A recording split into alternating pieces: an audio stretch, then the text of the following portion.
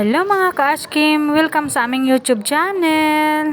Today ay gagala kami at puntahan namin yung tawag nilang gold market dito sa lugar nila.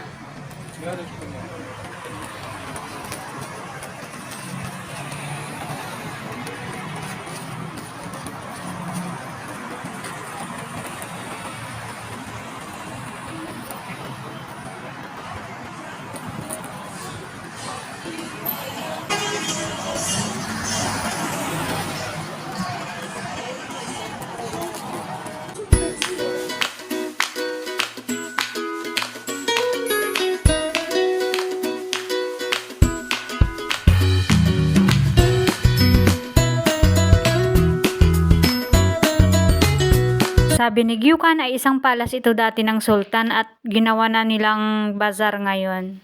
At andito na tayo sa entrance at ang pangalan pala nito ay Ivas Pasha Charcisi. Ginawa daw ito ng diblit nila na kulungan dati. Ang diblit dito sa Turkey mga ka-Ashkim ay government natin. Pero sobrang ganda pa rin ang structure ng palas na to. Ang ganda pa rin. At siguro sa tinagal ng panahon, naging bazaar na ito ngayon or naging market na. At ayan, makikita nyo sa labas pa lang may jewelry store na at ang gaganda ng mga tinda nilang jewelry dito.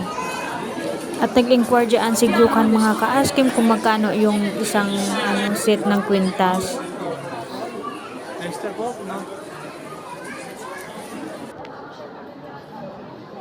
Mamaya na tayo papasok kasi nagutom na si Kartal at hanap tayo ng pwedeng matambayan. Dadaanan namin yung Ulo Jami nila or mosque, katabi lang ito ng palas.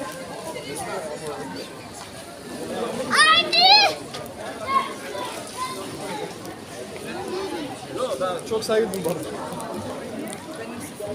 Ya bunu kullanın, sorunlu. Anladın mı?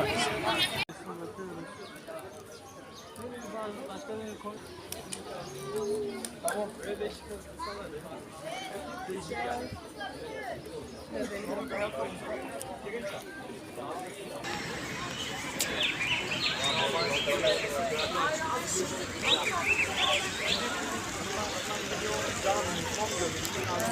Bugün ben de şimdi bu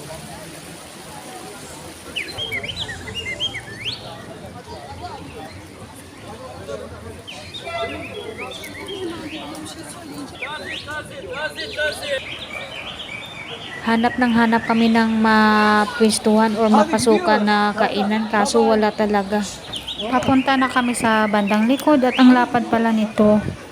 At halos nilibot na namin yung palas mga ka-Ashkim, nakakapagod talaga. At halos lahat ng cafeteria dito ay puno ng tao at hindi ako makapadidi sa kay Kartal. Bye bye. Bye bye.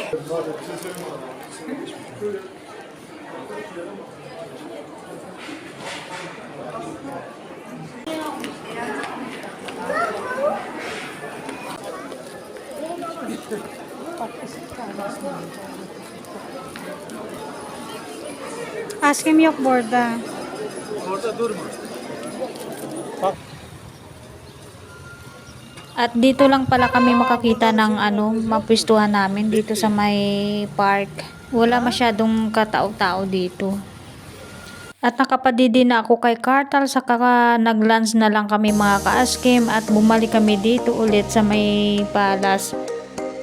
At papasok na tayo sa tindahan ng mga gold. Ayan.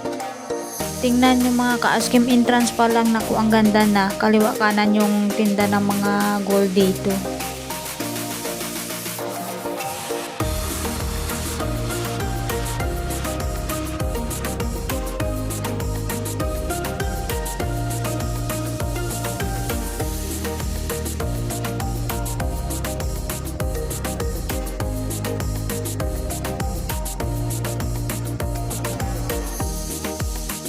Ay naku, ang ganda ng mga tinda nilang bangle saka necklace. Ayan. At may mga tinda din ditong diamond mga ka-Ashkim, pero sabi ni Gyukan na hindi masyadong mahal kasi magkapareho lang daw ng presyo ng gold nila. At ang pinakababang price nito ay mga 50,000 pataas. Kaya pala yung artista na si Rufa Gutierrez ay yung mga jewelry niya ay mga diamond kasi ang mura lang dito sa Turkey at kayang-kaya niya bilhin.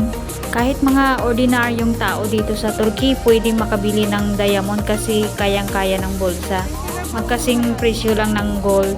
At may nagustuhan tayong diamond doon at sabi ng aking asawa ay surprise na lang daw para sa akin.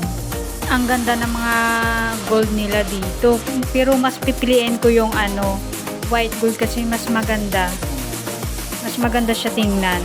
At hindi siya halata na na gold siya. Ayan, may nagustuhan ako dyan na white gold. Hanggang inquire lang muna tayo kasi wala pa tayong budget at sabi ng aking asawa, bibili niya daw pag makaluwag-luwag na siya.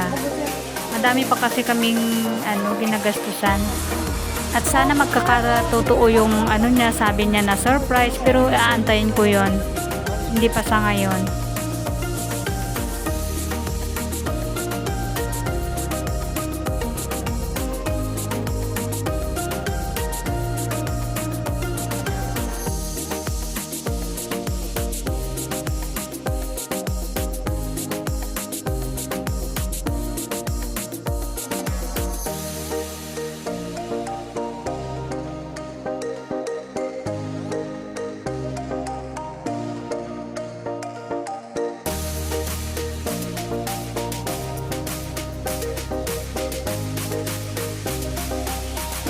At palabas na kami ng gold market at sabi ni Gyukan ay pupunta naman kami daw sa Ulu Jami or mosque nila. At first time kong makapasok dito at sobrang ganda sa loob at ang laki niya.